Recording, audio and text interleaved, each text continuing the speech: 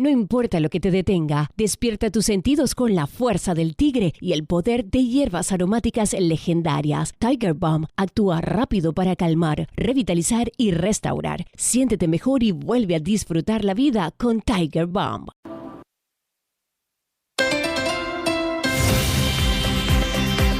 Hora 14. El láser. Almudena Lopesino.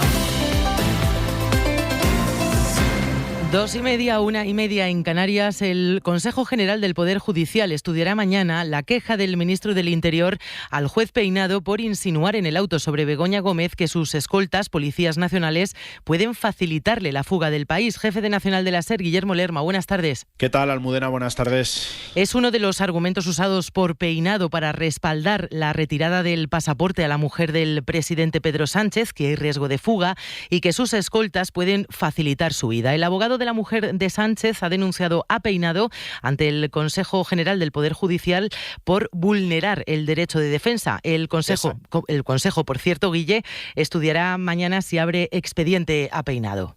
Esa es efectivamente una de las posibilidades que va a estudiar mañana la Comisión Permanente del Poder Judicial, que según las fuentes consultadas se plantea ordenar la apertura de un expediente disciplinario al juez Peinado para decidir si las afirmaciones que recoge en su auto son o no motivo de sanción. En su artículo 418, la ley del Poder Judicial es clara, considera falta grave el exceso de autoridad o la falta de consideración respecto de las instituciones que están al servicio de la Administración de Justicia. Una de ellas es la Policía y la Guardia Civil, también la que escolta a la mujer del presidente y a la que cuestiona abiertamente el instructor, que justifica la retirada del pasaporte de Begoña Gómez, alegando que esos agentes pueden facilitar su huida por iniciativa propia, dice, o siguiendo órdenes de sus superiores jerárquicos. El propio ministro del Interior elevó ayer una queja a la presidenta del CGPJ por considerar que esto es un grave cuestionamiento de la profesionalidad de las fuerzas y cuerpos de seguridad del Estado. A esa queja se suma hoy la del abogado de Gómez, que denuncia que se ha vulnerado el derecho a su defensa porque aún no se le han comunicado ninguna de las resoluciones dictadas ayer. El máximo órgano de gobierno de los jueces se había planteado reunirse hoy de urgencia para discutir este asunto, pero finalmente Almudena lo hará mañana en una convocatoria presencial. Gracias, Guille. La Policía Nacional está indignada por los argumentos del juez Peinado en ese auto. Este domingo, la Dirección General de la Policía ha dicho que no se puede sembrar la duda sobre el trabajo de los agentes. Adrián del Pozo, buenas tardes. Buenas tardes. En un comunicado, la Policía Nacional ha calificado de valoración especulativa los argumentos del juez Peinado sobre que los escoltas de Begoña Gómez pueden ayudarla a fugarse del país. Rechazan este argumento por injustificado y defienden el honor, integridad y prestigio de los miembros de la policía. Un comunicado de la Dirección General del Cuerpo que llega después de las quejas de los sindicatos. Nos parece una auténtica barbaridad que un juez de instrucción, a través de una resolución judicial, haya podido insinuar que los policías nacionales podemos ayudar a una persona, en este caso la mujer del presidente del gobierno, a evadirse de la hacienda. Este es Ivón Domínguez, el portavoz de Jupol, sindicato mayoritario de policía. Y mientras, la defensa de Begoña Gómez considera que el juez Peinado ha hecho trampas en su auto al haber mezclado las cautelares, como la retirada del pasaporte, con la apertura de juicio oral. En este momento estudian recurrir ante el propio Peinado o ante la Audiencia de Madrid. Pedro Jiménez. Juan Carlos Peinado resolvió en un auto dos cuestiones distintas: enviar a juicio a Begoña Gómez e imponerle medidas cautelares, la prohibición de salir de España y comparecencias quincenales en su juzgado. Es una nueva trampa de Peinado, según fuentes de las defensas consultadas por la SER. La ley del jurado dice que el auto de apertura de juicio no es recurrible, pero las medidas cautelares siempre lo son porque restringen derechos fundamentales. Begoña Gómez no podrá salir de España y estamos a 15 días de que se celebre en Ankara la cumbre de la OTAN. La ley del jurado no regula los recursos, se remite al procedimiento ordinario, es decir, la mujer del presidente tendría que presentar recurso de reforma ante Peinado antes de acudir a la Audiencia de Madrid. Esto dejaría en manos del instructor manejar a su antojo los tiempos del proceso, tal y como ha ocurrido hasta ahora, donde los recursos no se han resuelto nunca a tiempo. La otra opción que se está estudiando es la de presentar un recurso de queja directamente ante la Audiencia de Madrid para denunciar esta maniobra del juez y forzar su pronunciamiento. Enseguida les vamos a contar las reacciones políticas del día a la decisión de Peinado de quitarle el pasaporte a la mujer de Pedro Sánchez e insinuar que pueden ayudarla a escapar del país sus propios escoltas. Pero pero antes nos vamos al Mundial. Mundial 2026, Cadena SER.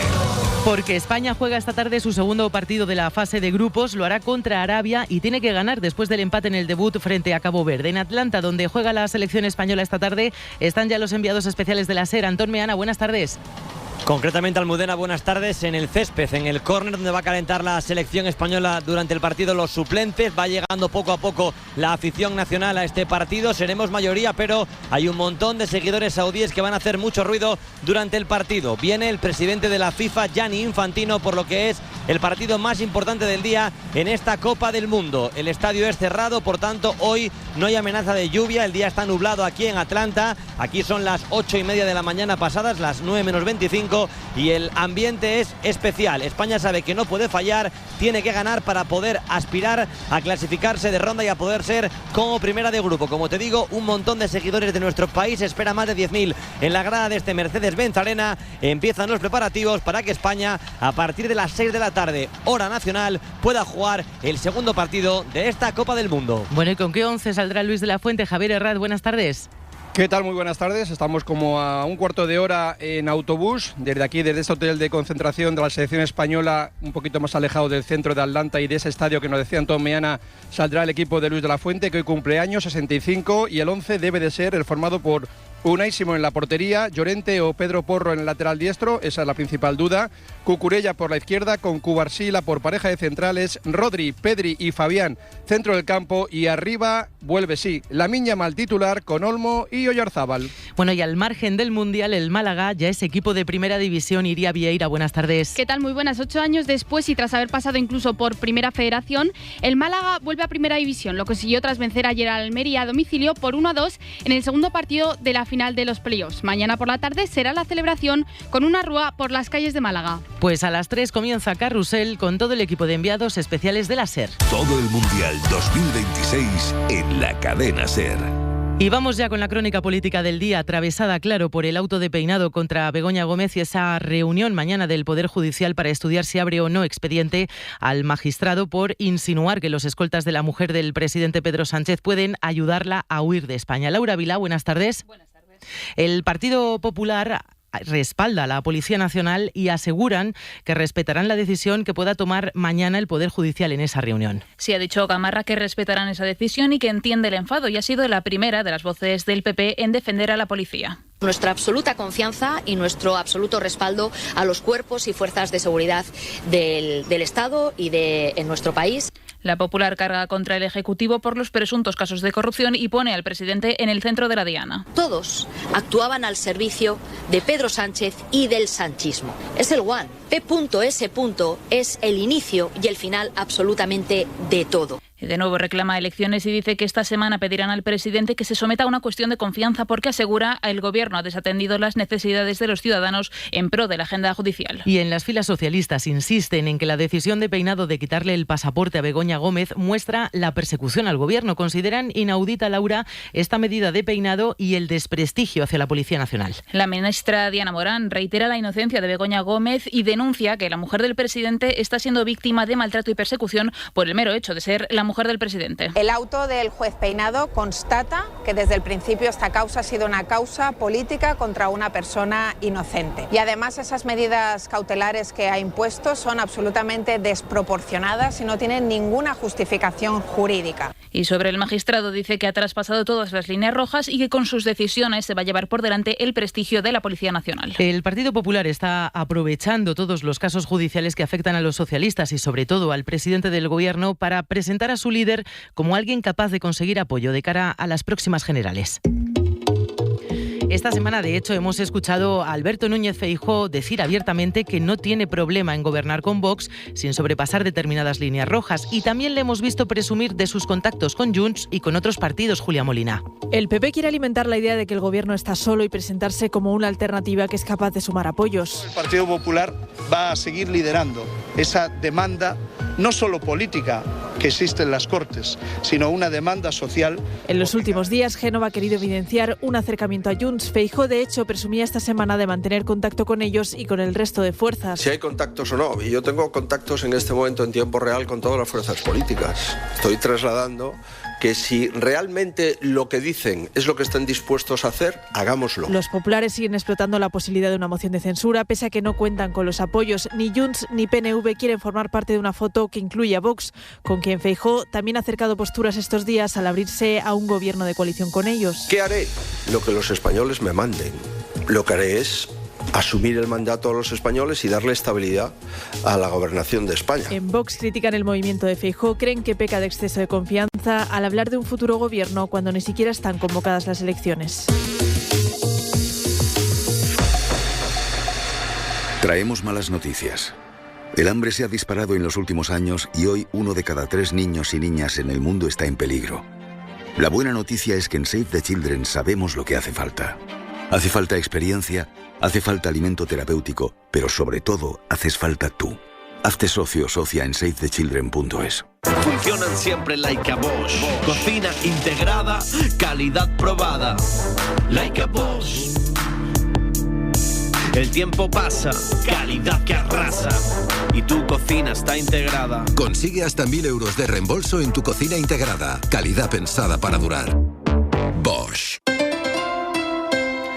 Estados Unidos e Irán han retomado el diálogo para seguir avanzando hacia la siguiente fase del acuerdo de paz en Oriente Próximo. Delegaciones de ambos países están ya reunidas en Suiza para mantener esa reunión después de que Teherán cerrase ayer el estrecho de Hormuz por los ataques de Israel en el Líbano. Nos vamos a Jerusalén. Nuria Garrido, buenas tardes. ¿Qué tal? Buenas tardes. Sí, las delegaciones de Irán y de Estados Unidos se encuentran ahora mismo reunidas en Suiza junto a representantes de Qatar y Pakistán, los dos principales mediadores. Se están viendo las caras en una misma sala y en esa reunión, según están contando medios iraníes, lo que se está abordando es el fin de los ataques de Israel en el Líbano. De hecho, horas antes de ese encuentro, el portavoz del Ministerio de Exteriores iraní volvió a insistir en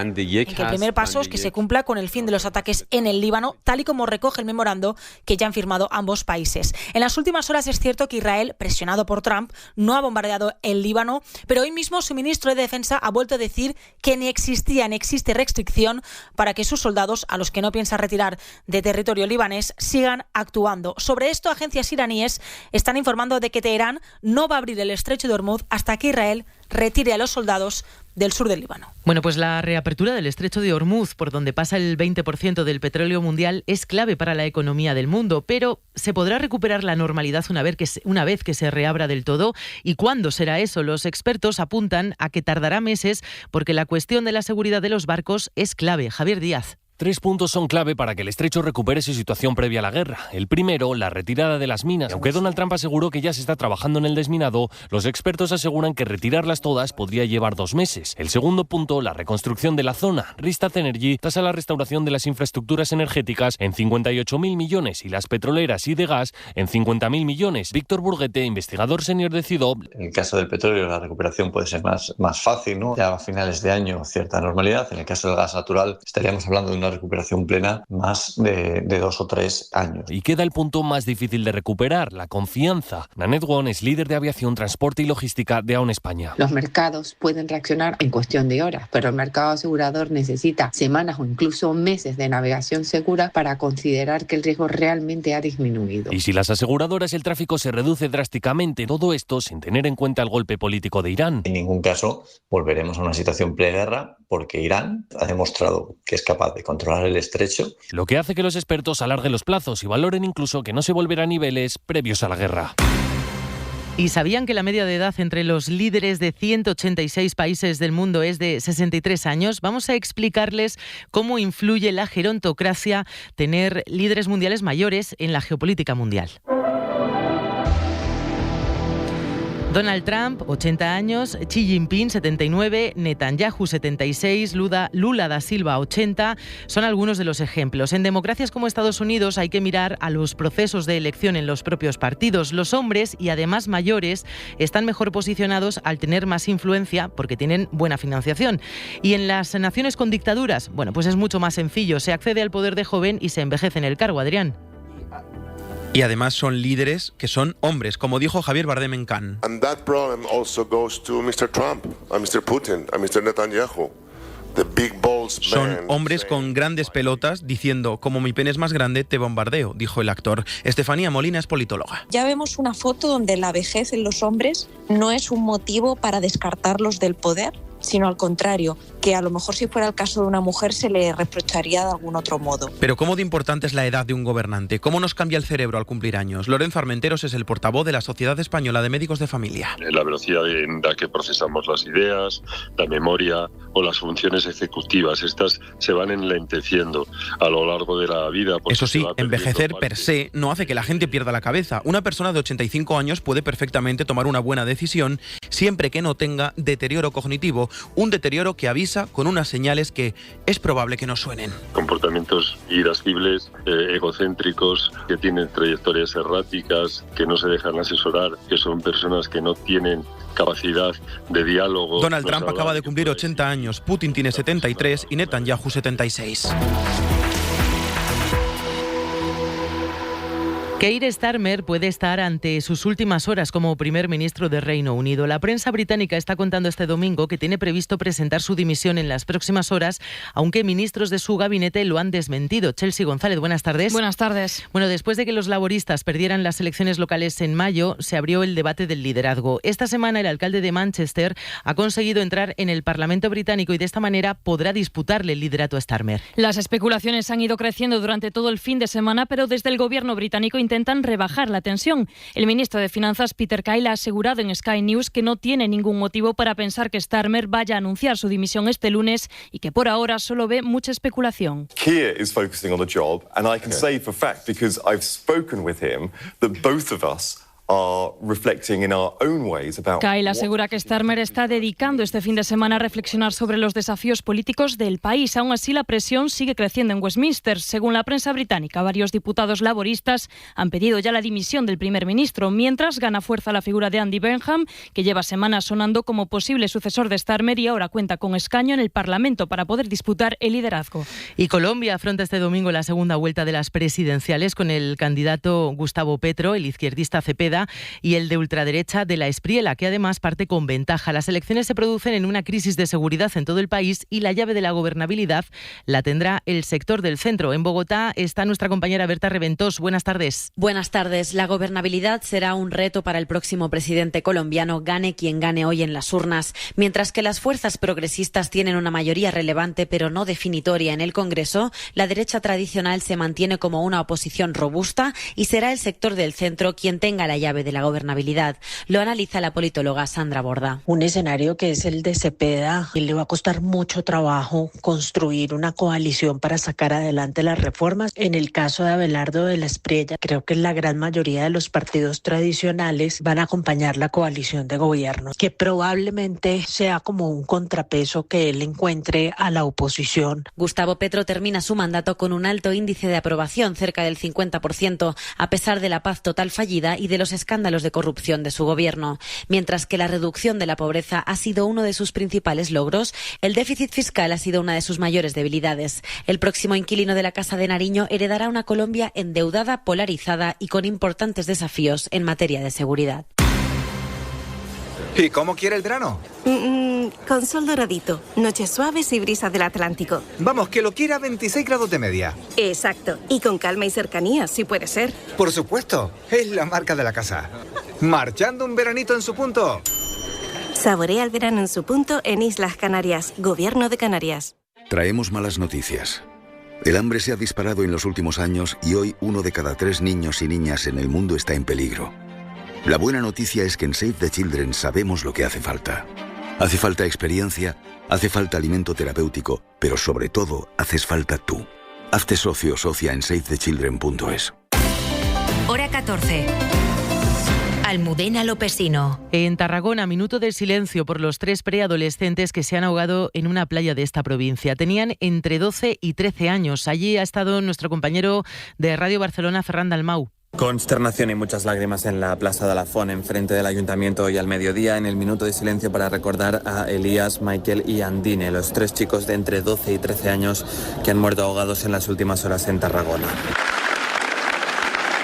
Los compañeros de sus equipos de fútbol, familiares y amigos se han acercado aquí para homenajear a los 3 chicos en el que es el segundo día de duelo de los 3 decretados en Tarragona. También estaban el alcalde de la ciudad y el presidente catalán, Salvador Illa. 2 niños de 3 y 4 años se han ahogado en sendas piscinas de Mallorca y Lanzarote este fin de semana. Precisamente Cruz Roja ha comenzado hoy la temporada de socorrismo en playas y en piscinas de toda España para evitar que siga aumentando el número de ahogados. Hasta mediados de junio se han ahogado en nuestro país más de 150 personas. Mariola Lourido. Junio está siendo un mes muy negro antes incluso de haber empezado oficialmente el verano. Más de 40 personas se han ahogado en playas, piscinas, ríos o embalses. La Cruz Roja despliega hoy sus equipos de salvación y rescate en 188 puntos del litoral con más de 1.300 profesionales. El responsable de playas, Miguel Ángel Sánchez, pide respetar las normas. No todo el mundo lo hace. Cuando evidentemente ondea la bandera roja, ya te está prohibiendo. Hay personas que han entrado, no han hecho caso a las advertencias. La Cruz Roja recomienda además vigilar a los menores, no adentrarse demasiado en el mar y salir inmediatamente en caso de malestar o evitar ponerse al sol entre las 12 y las 4 de la tarde. Oficialmente ya estamos en verano. La nueva estación comienza con una ola de calor que nos está dejando ya desde hoy temperaturas de más de 40 grados en puntos del norte y del centro peninsular. Pues en Euskadi se esperan 40 grados con un episodio de calor que va a afectar especialmente a Bilbao y al interior de los 3 territorios vascos. A esta hora las temperaturas están unos 3 grados por debajo de esa máxima que previsiblemente se va a alcanzar hacia las 5 de la tarde. La evolución va a depender del viento. Si entra el viento del norte en la costa, las temperaturas van a empezar a bajar.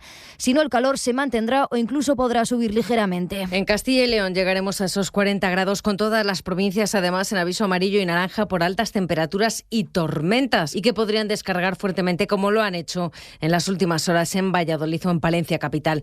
Por eso la Junta ha declarado la situación de alerta por riesgo de incendios forestales por ola de calor hasta el martes. De momento solo hay uno en el Bierzo y aunque no está controlado sí ha bajado a riesgo cero. En Aragón hasta ahora tenemos 38 grados en Zaragoza, pero se alcanzarán los 42 esta tarde. La gente en la calle lo lleva como puede. Yo muy mal, sí. Cuesta sobrellevarlo. Salir temprano y luego a última hora de la noche. En pueblos del Pirineo como Ainsa llegarán hoy a los 38 grados y las mínimas en Zaragoza, al menos hasta el jueves, no bajarán de los 24. Es información de nuestros compañeros Ane Garea, Beatriz Holandía y Pepe Las Marías. Y la Sociedad del Gobierno Vasco acaba de publicar precisamente un informe sobre la brecha de género a la hora de poder resguardarnos del calor intenso del verano.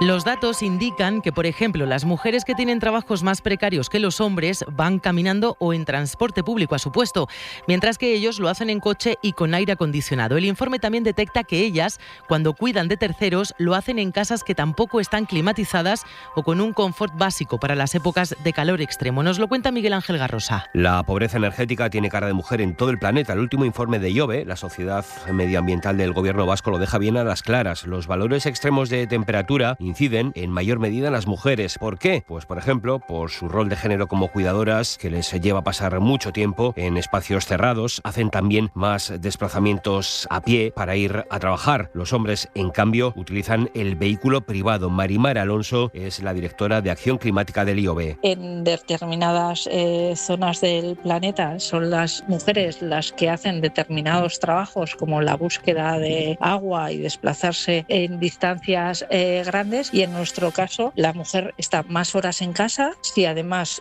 no tiene recursos, sus casas están peor aisladas. Las soluciones a corto plazo son complicadas, pero una de las peticiones, según Alonso, sería la de potenciar la presencia de las mujeres en los órganos de decisión y en las cumbres climáticas. Traemos malas noticias. El hambre se ha disparado en los últimos años y hoy 1 de cada 3 niños y niñas en el mundo está en peligro. La buena noticia es que en Save the Children sabemos lo que hace falta. Hace falta experiencia, hace falta alimento terapéutico, pero sobre todo haces falta tú. Hazte socio o socia en savethechildren.es. Y les hablamos ahora de un debate social abierto a raíz de las protestas de las educadoras infantiles de 0 a 3 años. En Madrid llevan en huelga indefinida desde hace 2 meses y las del resto de España se han unido a esas protestas de las madrileñas. Hora 14. Lo que pasa. Lo que importa. Reclaman mejoras salariales o climatizar los centros que permanecen abiertos en el mes de julio. El debate existe porque la mayoría de las familias que apoyan estas reivindicaciones reclaman a las administraciones una solución que acabe con el conflicto laboral y, por tanto, con la imposibilidad de conciliación familiar. Nos lo va a contar Pablo Seguí. La mayoría de las familias con hijos de 0 a 3 años dependen de estos centros para compatibilizar trabajo y crianza. Hay familias que en algún momento han solicitado permisos, han necesitado modificar jornadas, utilizar días de asuntos propios o recurrir a soluciones extraordinarias para atender a sus hijos e hijas. Esta situación afecta especialmente a quienes tienen empleos con menor flexibilidad o a las familias monoparentales o aquellas que cuentan con menos redes de apoyo. Lo cuenta Carmen Morillas, presidenta de la Federación de Asociaciones de Madres y Padres, Giner de los Ríos. Sin embargo, Morillas insiste en que el debate no debe centrarse solo en la dificultad para conciliar, también en las causas que lo han provocado. En una concentración en la Puerta del Sol este jueves, Ainhoa, una madre de una niña de 2 años, se sumó a las reivindicaciones de las educadoras. Reclama más participación del resto de familias. Al final las educadoras están todas unidas, todas van a una y las familias no. Y es lo que las familias también estamos intentando hacer saber a otras familias de que todas tenemos que luchar, que si nos juntamos, tanto educadoras como familias, esto acabaría ya. Esta etapa de la educación, señalan familias y educadoras, no va solo de permitir la conciliación laboral a los padres, también supone una parte fundamental para el desarrollo de los niños, un trabajo por el que las educadoras apenas perciben el salario mínimo, 1.200 euros al mes. Además de una subida salarial, reclaman menos alumnos por aula y anuncian que si sus demandas no son atendidas, la idea es arrancar septiembre con una huelga indefinida, con la aspiración de que se extienda por toda España. 3-5, 2-5 en Canarias. Las víctimas del amianto están indignadas porque el Gobierno no quiere flexibilizar los criterios para acceder al fondo de compensación. El dinero está, son 20 millones de euros, pero hay dificultades para acceder a las ayudas. De hecho, se han rechazado 180 solicitudes de las más de 270 que se han presentado. Estefanía Salvatierra. Las víctimas del amianto se sienten vilipendiadas, despreciadas por el Gobierno. Tachan de lamentable la actitud del Ministerio de Seguridad Social, que se niega a relajar los requisitos para que todos los afectados puedan cobrar las indemnizaciones prometidas. De los 25 millones que tiene el fondo de compensación, apenas se han consumido 5,5 millones. El resto sigue intacto. John García, de la Asociación de Víctimas. El Real Decreto del reglamento queda intacto sin tocar una coma, a pesar de que después de 9 meses de su entrada en vigor ni siquiera se ha gastado la quinta parte de la partida presupuestaria de 25 millones. En 9 meses solo se han aceptado 91 solicitudes de las más de 300 presentadas. José tiene 86 años, trabajó más de 2 décadas en la empresa Uralita, en Sevilla, y está a la espera de que se resuelva su expediente. Yo sé que lo solicité ya 3-4 meses y en mi caso el informe del médico está clarísimo. Padece asbestosis. Si finalmente cobra la indemnización, en torno al 40% se lo quedará a Hacienda. Y este año hay más de 1.000 festivales programados en España, un exceso de oferta que está haciendo que muchos cancelen por falta de venta de entradas. Por ejemplo, el Reggaeton Beach Festival ha cancelado esta semana sus fechas en 7 ciudades. La Asociación de Promotores ha dicho que no se puede hablar de tendencia, pero las cancelaciones están siendo una realidad. Belú Jiménez. España es el tercer país del mundo con más festivales. Este año hay más de 1.000 programados, un 93% más que hace 15 años. Un exceso de oferta que está haciendo que muchos festivales cancelen por falta de venta de entradas. El Reggaeton Beach Festival se cancela a tan solo una semana. Más de 10 festivales se han cancelado este año a pocas semanas de empezar. Javier Ajenjo es coordinador y fundador del Sonorama Ribera. Y ahora mismo lo que de alguna manera vemos es que no hay suficiente gente para ir a todos los festivales que existen. Chema Rodríguez es director de festivales de Son de Tres. Creo que el sector está viviendo un momento más de reajuste. El consumidor selecciona mucho más dónde invierte su tiempo y su dinero. Además del exceso de oferta, destacan que producto de este boom, los festivales están haciendo frente a unos costes que les asfixian. Lo que estamos viviendo son unas inflaciones que en algunos casos están superando el 50%. Creo que tenemos que reflexionar todos juntos. Las bandas, los proveedores... Los costes de infraestructuras, por ejemplo, los costes de producción y también, sobre todo, los costes de los cachés de algunos artistas. se han disparado, ¿sabes? Los festivales pequeños son generalmente los que más están sufriendo estas cancelaciones, pero la clave de la supervivencia, nos explican los expertos, está en cuidar la experiencia. Que hay muchísimos festivales pequeños que lo están haciendo increíble. Los festivales que cuiden las cosas van a estar. Más de 5 millones de personas fueron a algún festival en 2024 en España, dejando más de 5.000 millones de euros de impacto económico. Nos vamos. Antes, Laura Vilá, rápidamente, ¿dónde va a hacer más calor esta tarde? Pues esta tarde lo peor va a estar en el País Vasco con aviso rojo de riesgo extremo por máximas que pueden alcanzar los 40 grados. Tendremos avisos naranjas también en Cantabria, en Baleares, en las dos Castillas, en Andalucía o en Madrid. Y ojo, porque por la noche no va a mejorar la cosa. Esperamos noches tórridas de más de 25 grados. Bueno, pues mañana más hora 14 con Aldo Gómez. La información sigue en cadenaser.com y en Carrusel. Nosotros volvemos esta noche. Pasen buena tarde. Adiós.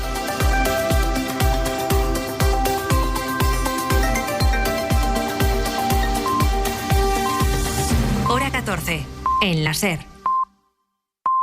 No importa lo que te detenga, despierta tus sentidos con la fuerza del tigre y el poder de hierbas aromáticas legendarias. Tiger Balm actúa rápido para calmar, revitalizar y restaurar. Siéntete mejor y vuelve a disfrutar la vida con Tiger Balm.